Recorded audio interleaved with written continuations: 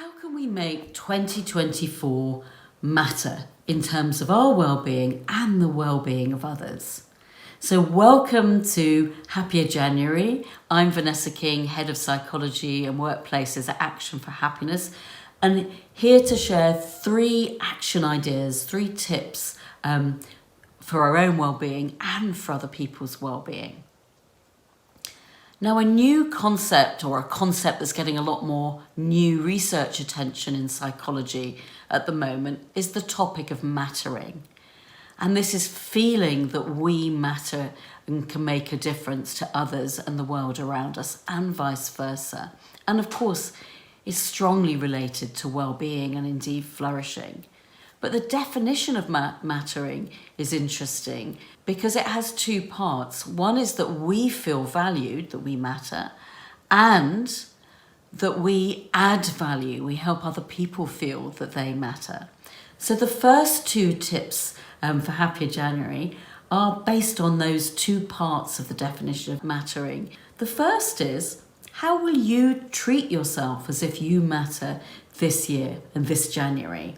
It could be acts of self-care that you want to start doing, or something you want to stop doing, or something you want to continue. So it might be as simple as picking 1 day a week and going to bed an hour earlier, or thinking that you want to learn something new and deciding to go and do that.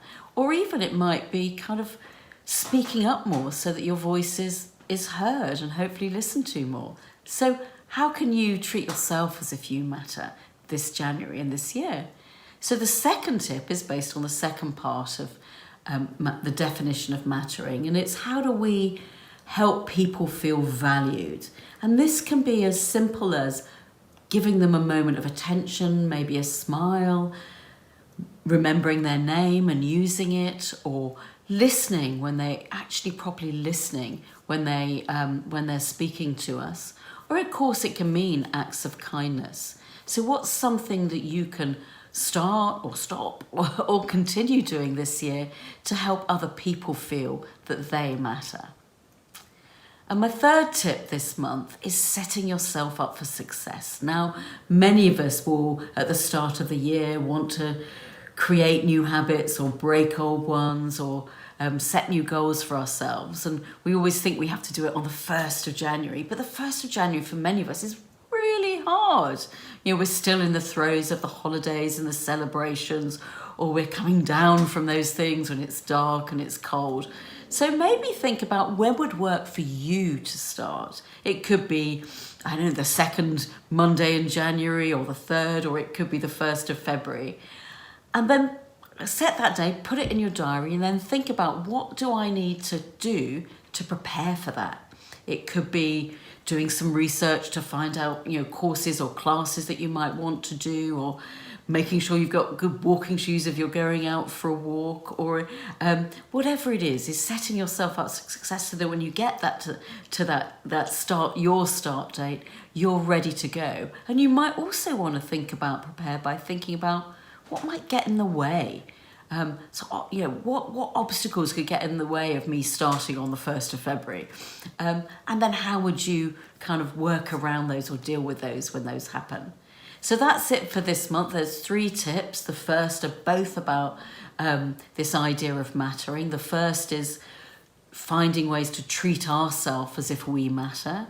The second is about helping other people feel like they matter, those small things that we can do that really help other people feel seen and of value. And the third is setting ourselves up for success with our New Year's resolutions, or a goal, or a habit that we want to create for 2024.